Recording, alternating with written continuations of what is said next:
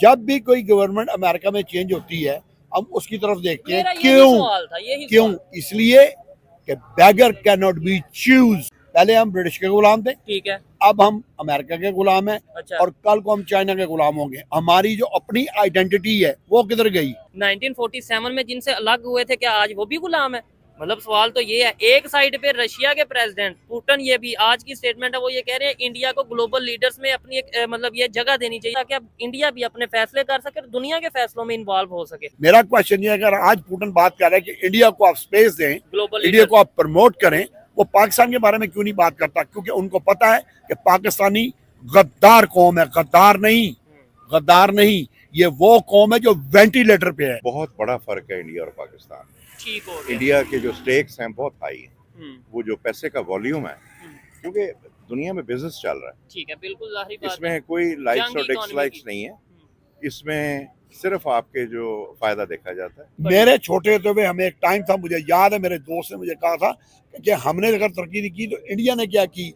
आज वो मुझसे अगर ये सवाल करे कि हमने तरक्की नहीं की तो मैं उसको ये तो जवाब देने के काबिल होगा कि इंडिया ने तो की है। हमने क्या की है? हम तो 70s के बाद उधर ही खड़े हुए हैं, बजाय दुनिया आगे जा रही है।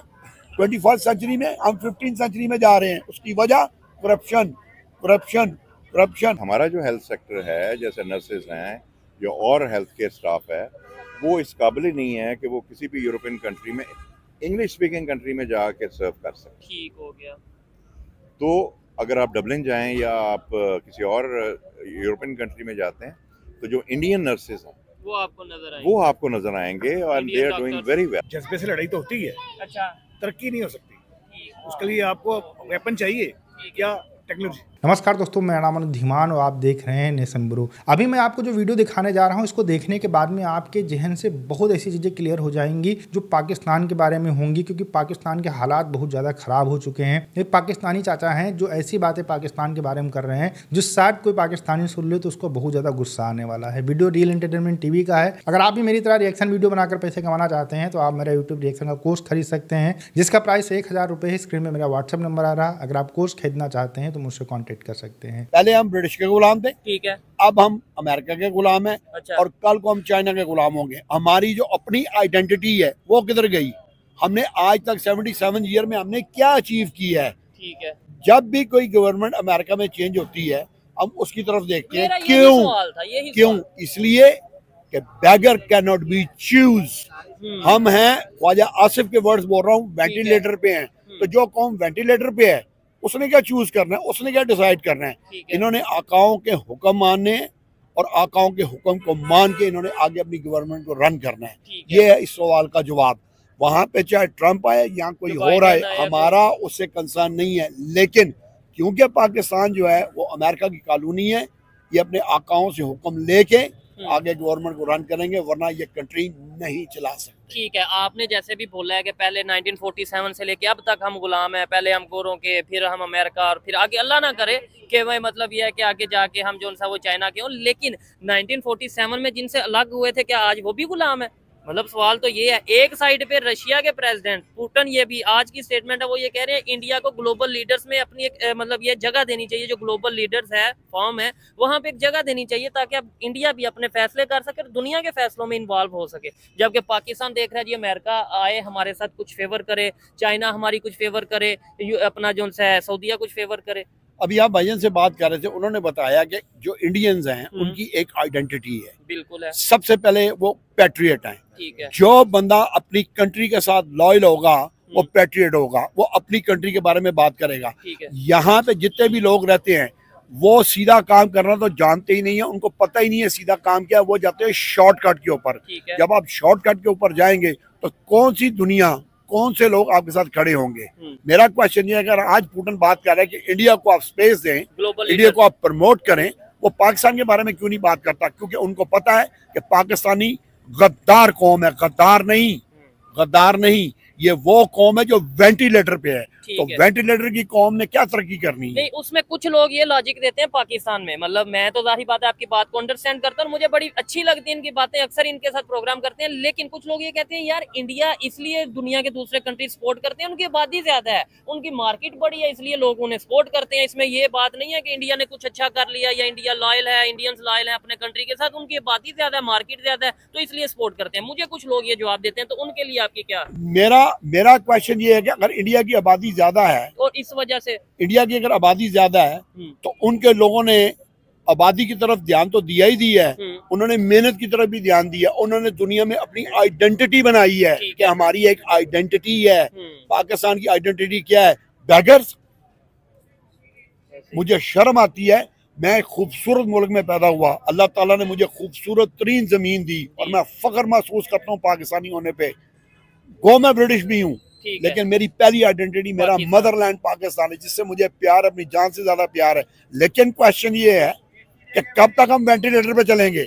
हमारी अपनी आइडेंटिटी क्या है? दुनिया को हम क्या बताएंगे हम कौन है? ठीक है, जब भी आप दुनिया को किसी को बता दो कहते हैं चोर, दूसरी बात करते हैं बैगर्स। ठीक है, तो जो भी गवर्नमेंट यहाँ पे आ रही है वो कंट्री के बारे में क्यों नहीं सोचती? कभी इनके पास गैस नहीं है, कभी इनके पास लाइट नहीं है, कभी इनके पास पेट्रोल नहीं है, कभी इनके पास एयरलाइन नहीं है, कभी इनके पास ट्रेन नहीं है। ये कब तरक्की करेंगे? सड़कें बना देना, ब्रिजेस बना देना, ये तरक्की नहीं है। कौम का जो आपने अगर मुल्क को बनाना है, अपने इंफ्रास्ट्रक्चर को पहले ठीक करो। ठीक है, मुझे ये बताएं, अगर आप पढ़े लिखे आदमी हैं, अगर आप हिस्ट्री पढ़ते हैं ब्रिटेन की, जब वाइकन्स आए हैं, जब एंग्लो सैक्सन्स आए हैं, उनसे ज्यादा गंदार, उनसे ज्यादा बुरे लोग शायद ही दुनिया में किधर पैदा हुए हों। लेकिन उन्होंने सबने बैठ के एक चीज को डिसाइड की है कि अब हमने अपने आप को लेके चलना है और सफेद चमड़ी को हमने बचाना है और नेशन बनना है। नेशन बनना है। हम तो नेशन नहीं, हम तो हजूम है। ठीक है, एक बंदा दूसरी बात करता है, एक बंदा दूसरी बात करता है, तीसरा बंदा तीसरी बात करता है, तो कब हम एक कौम बनेंगे? ठीक है, हम जिस दिन हम कौम बन गए, दुनिया की बेहतरीन कौम होंगे हम। पाकिस्तान को चाहिए कि लोगों से पैसे मांगने बंद करो। जब तक हम बेकारी रहेंगे हमारी सुनवाई दुनिया में नहीं होनी, ना हमें किसी ने सुनना है और ना सुनने की कोशिश करनी है। हम दूसरों को देखते हैं और दूसरों को देख के भी हम सबक नहीं सीखते। मेरे छोटे होते हुए हमें एक टाइम था, मुझे याद है, मेरे दोस्त ने मुझे कहा था कि हमने अगर तरक्की नहीं की तो इंडिया ने क्या की। आज वो मुझसे अगर ये सवाल करे कि हमने तरक्की नहीं की तो मैं उसको ये तो जवाब देने के काबिल होगा कि इंडिया ने तो की है। हमने क्या की है? हम तो 70s के बाद उधर ही खड़े हुए हैं, बजाय दुनिया आगे जा रही है 21st सेंचुरी में, हम 15th सेंचुरी में जा रहे हैं। उसकी वजह करप्शन, करप्शन, करप्शन।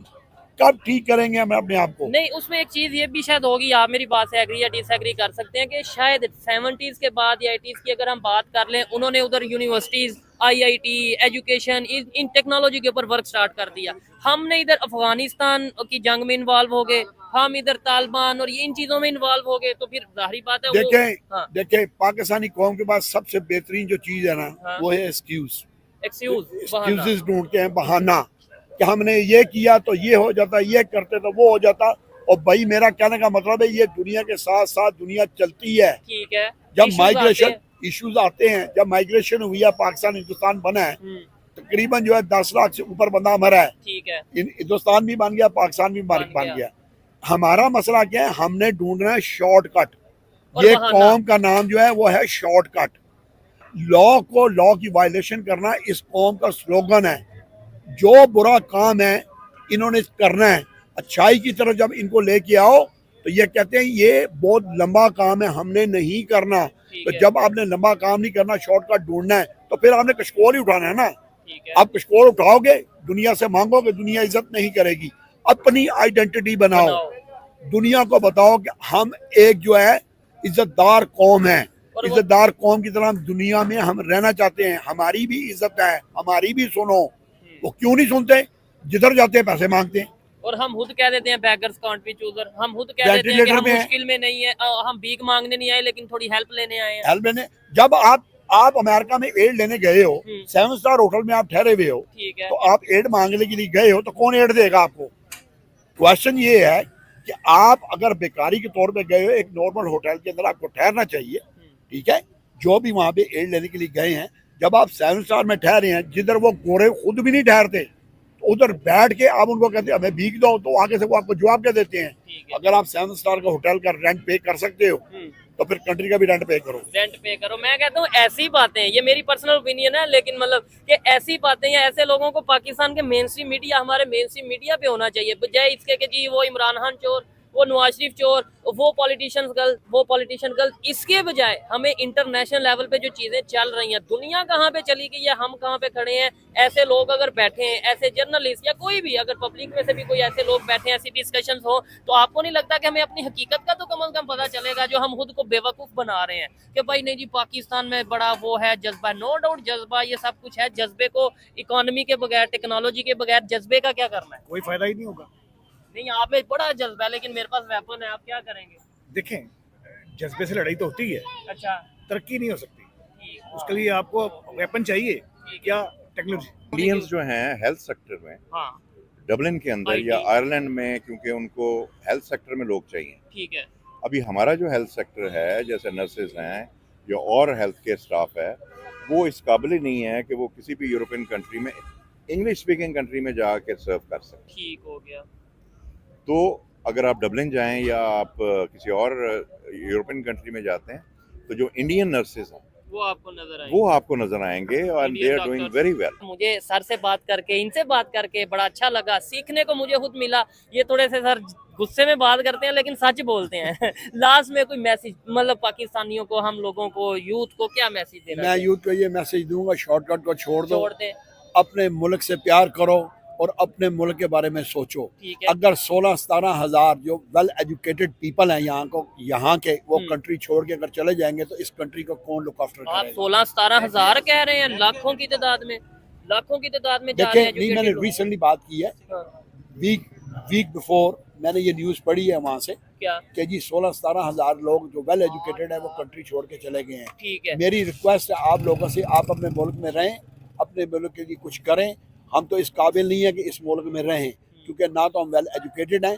जो एजुकेटेड है, मेरी उनसे रिक्वेस्ट है यूथ से कि यार अपने मुल्क के बारे में सोचो और अपने मुल्क का ख्याल करो और अपने आप को, अपनी आइडेंटिटी जो है वो पाकिस्तान को बनाओ। ठीक है। मुल्क भी प्यार करेगा, आपके घर वाले भी प्यार करेंगे और पूरी दुनिया में आपकी रिस्पेक्ट होगी। अगर आप छोड़ के चले जाओगे, ठीक है, तो दूसरों को तो फायदा होगा, बिल्कुल होगा आपकी एजुकेशन की वजह से, लेकिन हमारे मुल्क को कोई फायदा नहीं होगा। दोस्तों, पाकिस्तान एक ऐसा देश है जो पूरी दुनिया से भीख मांगने के बाद चलता है। पाकिस्तान के अंदर कुछ ऐसी चीज नहीं बनती है जिसकी वजह से पाकिस्तान की कोई बहुत ज्यादा इनकम हो पाए। पाकिस्तान के लोग पहले थोड़े बहुत एजुकेटेड होते थे, लेकिन आजकल जो इंटरनेट का दौर आया है उसके बाद में पाकिस्तान के लोगों का दिमाग अब सिर्फ फ्रॉड में लगता है, लड़कियों में लगता है। इसके अलावा अडल्ट फिल्में देखने में पाकिस्तान दुनिया में नंबर 1 आता है। तो ऐसी बहुत ऐसी चीजें हैं जिसमें पाकिस्तान के लोग नंबर 1 आते हैं, लेकिन वो सब रॉन्ग वाली चीजें होती है, राइट वाली चीजें नहीं होती हैं। दुनिया आगे बढ़ रही है, दुनिया भर के जो देश गरीब से गरीब देश थे वो भी आगे बढ़ रहे हैं, लेकिन पाकिस्तान नीचे की तरफ चला जा रहा है। यहाँ पर जो चाचा बात कर रहे हैं कि पाकिस्तान पहले अंग्रेजों का गुलाम था, आजकल अमेरिका का गुलाम बना हुआ है। आने वाले समय के अंदर जिस तरीके से चाइना से पैसा ले रहे हैं, हो सकता है चाइना के गुलाम हो जाए। चाइना कब्जा भी कर रहा धीरे धीरे करके पाकिस्तान के कुछ एरियाज के अंदर।